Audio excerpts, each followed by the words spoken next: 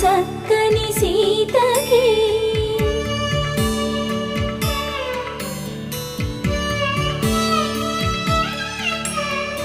ఎర్ర జాబిలి చేయి